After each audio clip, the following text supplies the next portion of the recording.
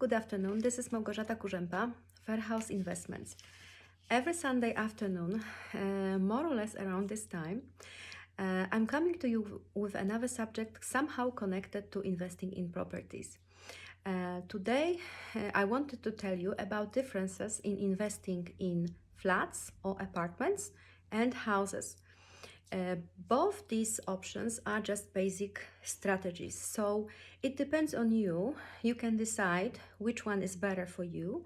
You can choose one or another. You could always invest in both. There is no issues why not, especially that if you are reasonable investor, you try to use all the options and try to choose what is best for you. But also, when you diversify your portfolio, it will always works better for you. So today I will tell you about the differences, all positives and negatives about investing in flats and investing in houses. I want to start with flats. So buying a flat or flats usually involves paying ground rent or service charges. You could also be, there are also usually maintenance charges. Tenants who choose to live in a flat compared to the house are usually more focused on outliving, so they spend more time outside their homes. They usually are single or with little families. So as the space is limited, they are still ready to live in a flat, but as an exchange for it, or as a positive, for this negative as a positive of living in a flat, they would like to be closer to the city center, or they want to go out to restaurants, they want to have an access to nightlife, or even for families with little kids, even the playgrounds are easier to achieve, to reach when you live in a city center compared to living in a house outside the city. So another group of people who prefer renting a flat compared to the house are contractors.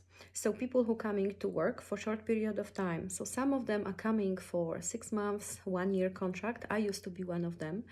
And they just don't want to spend their time or effort for the flat. They use the flat as a place of accommodation.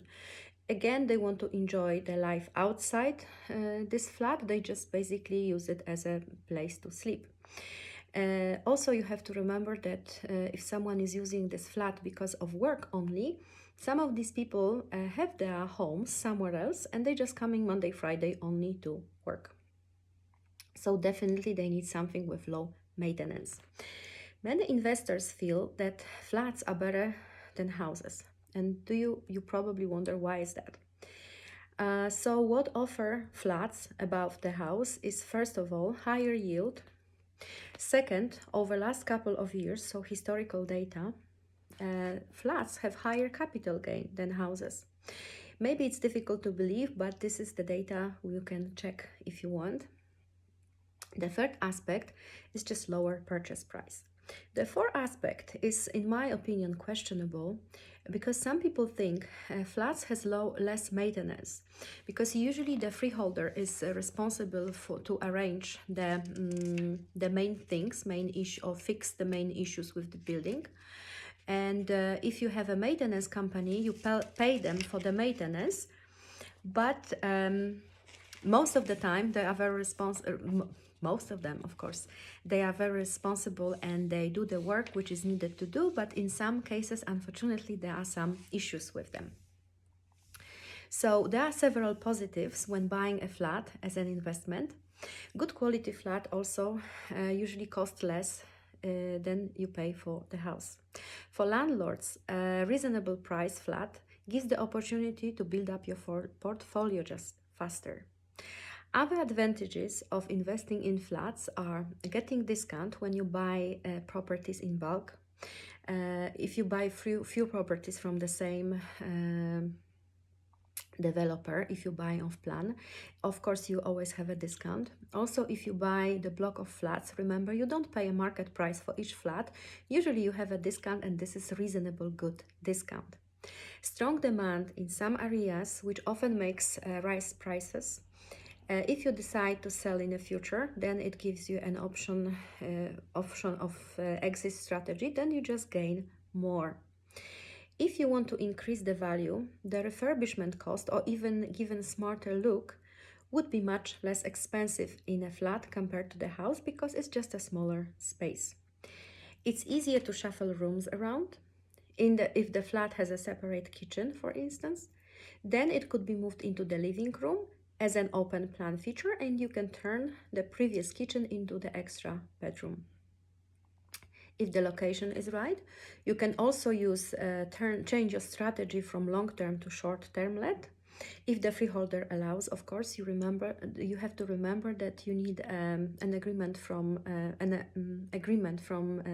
freeholder, or you have to check the lease of the flat if this is allowed to use a short-term let strategy there.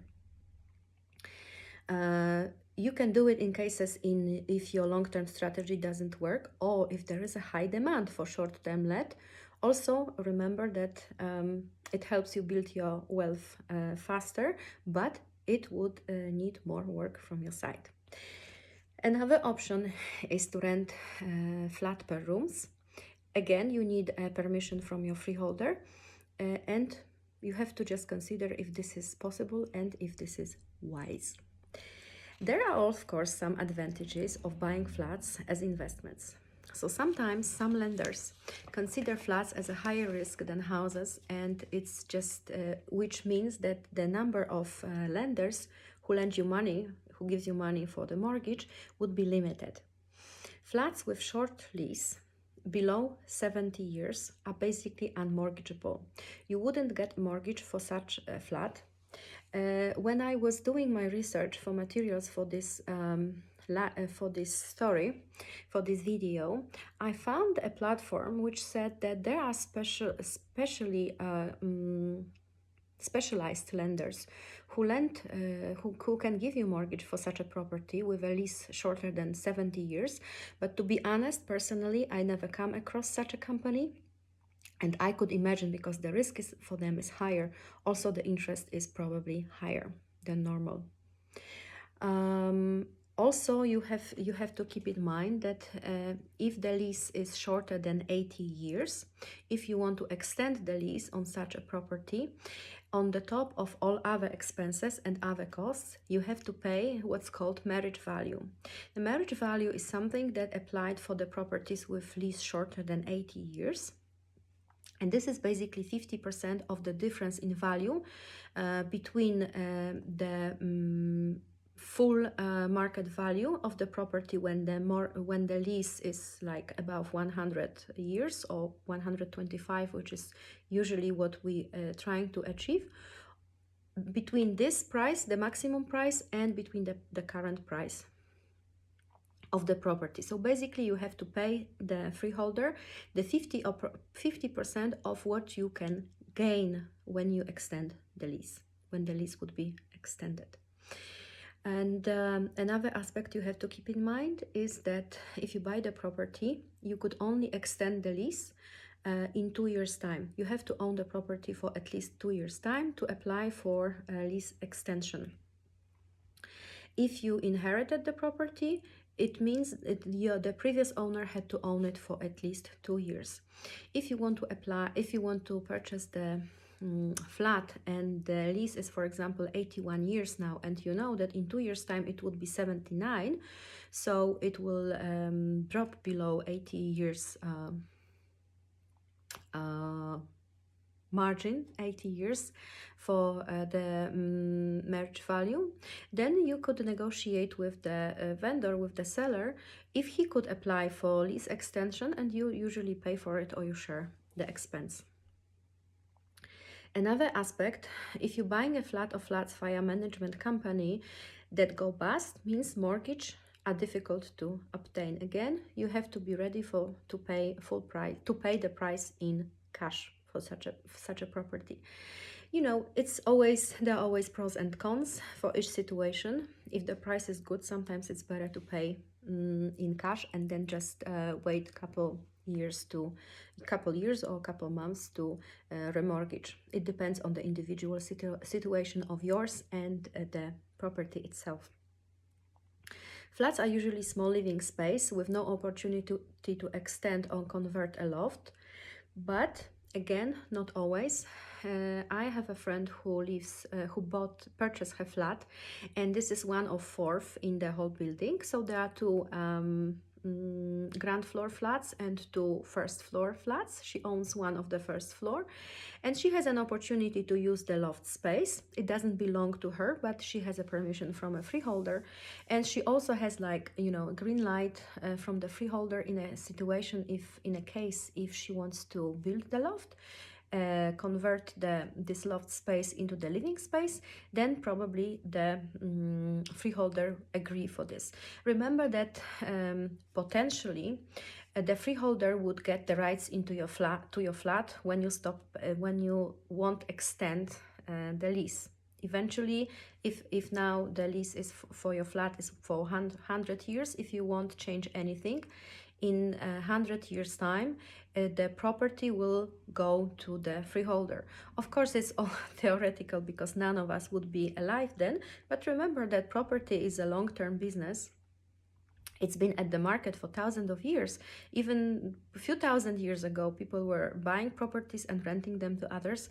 So probably not much change at this market. So, you know, why not? If you can pay for something that increase the value of the property, and freeholder theoretically in the future could get some gain from it, why not? Why shouldn't he agree? Usually, what is the negative about buying a flat as an investment is that there is high turnover of tenants. It's because of the reason I told you already. These are people who love being centrally but don't want to or don't have time to spend too much at the flat. So there are situations when they're just coming and leaving 6 months, a year, and they're gone. You have to look for another one. Common issue are hidden maintenance costs of the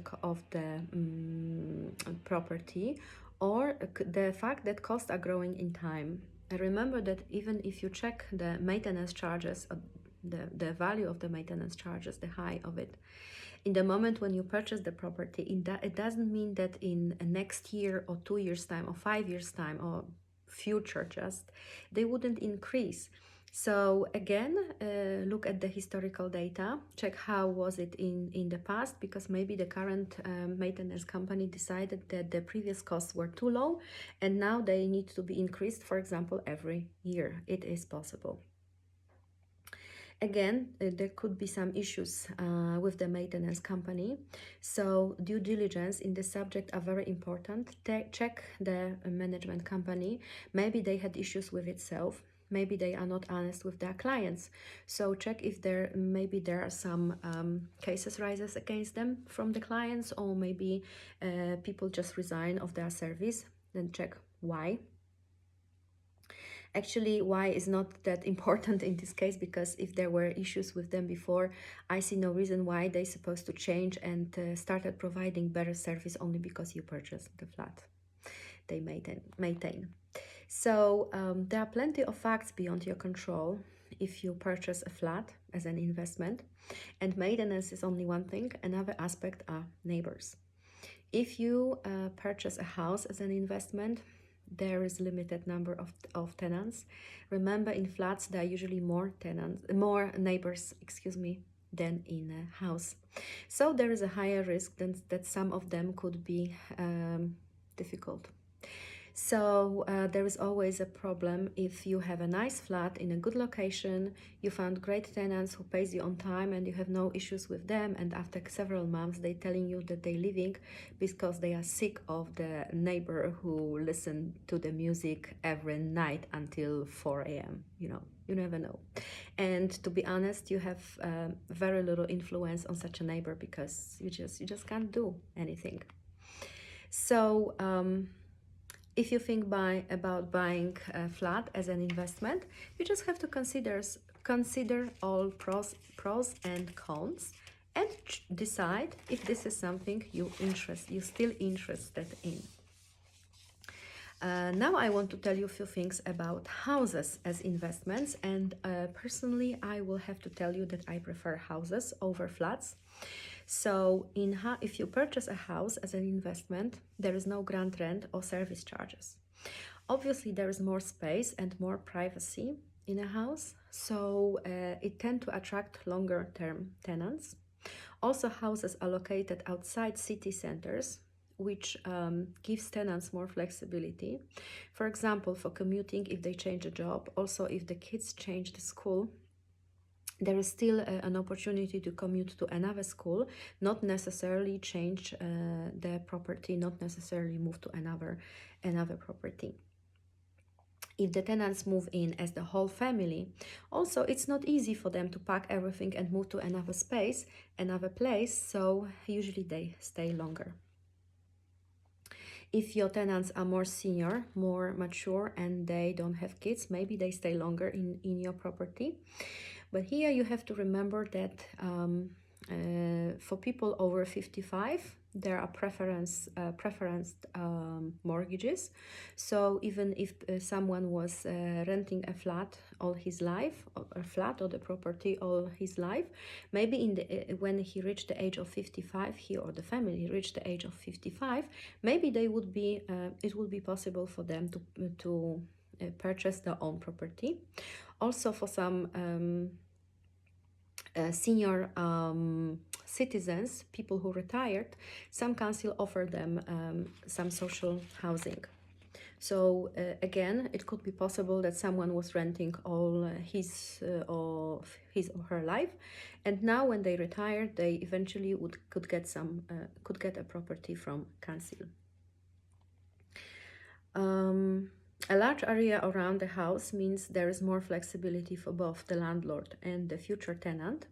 So if you are a landlord and you purchase a house which is standing on a big piece of land, then in theory you can split the title, you can divide the land into two, and live in one property or rent one property, and on the other piece just build another property and again use it for your own house or rent it again. It would definitely increase your return of investment really high and really fast. Also for the tenants, if they have big garden or big recreational space, they could use it for what they want. They could put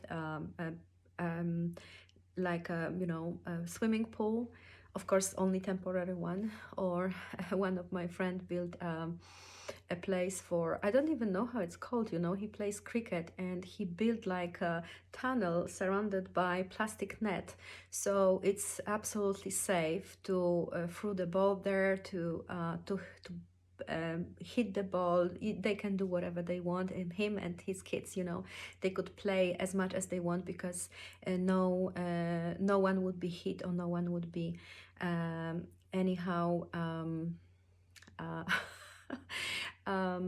in danger because of them throwing the balls. So first-time investors also prefer houses over flats, because the monthly cost of living in a house are just lower than living in a flat. It seems like there are plenty of advantages of buying a house as an investment property, but as usual, each strategy has some positives and some negatives. So the same is with the houses. They are not always positive. There are also some issues sometimes with them. So first of all, higher investment and higher startup costs, including stamp duty and deposit. If you're looking at the properties in the similar location or part of the town, usually the flats are less expensive than houses. Of course, if you compare the flat in London and the house in Durham, there would be a difference in price, and of course the house in Durham would be much less expensive. But I think you know what I mean. If you purchase the property in a similar location, usually flats are less expensive. The second aspect are higher maintenance costs altogether, because remember that you're responsible for the entire property. Potentially in a block of flats in a building, there are few owners of the flats, I don't know, 10, 12, 15, sometimes more. So they share responsibility of refurbishment work. If you own your house, you own it 100%, you're freeholder, and you're just responsible for everything. You can try to reduce the maintenance cost by signing contract with companies like, for example, British Gas, or taking a special insurance for some accidental damages or accidental situations. But you still are fully responsible for all the refurbishment and all the maintenance. So it could help you, but it could reduce your expenses, but they wouldn't reduce them to zero. You always will be responsible, and you will always have some costs to pay. Also, if you take an insurance or you sign a contract with British Gas, then you will have to pay them every month. So again, extra, maybe smaller, but extra cost per month. There is a garden which also needs a maintenance. You have to put the grass there, or make it low maintenance garden. If you have grass, remember it needs to be cut. In England, probably every 2 weeks. This is what I'm doing. And later you have to remove the grass somehow, so you need a contract with council. So again, extra issue and extra maintenance cost. Renting a house out to the family with kids potentially result in more wear and tear over the tenancy period, but again, they stay longer, so this would be covered by the length when they pay the rent. An empty house is more prone to be vandalized than an empty flat.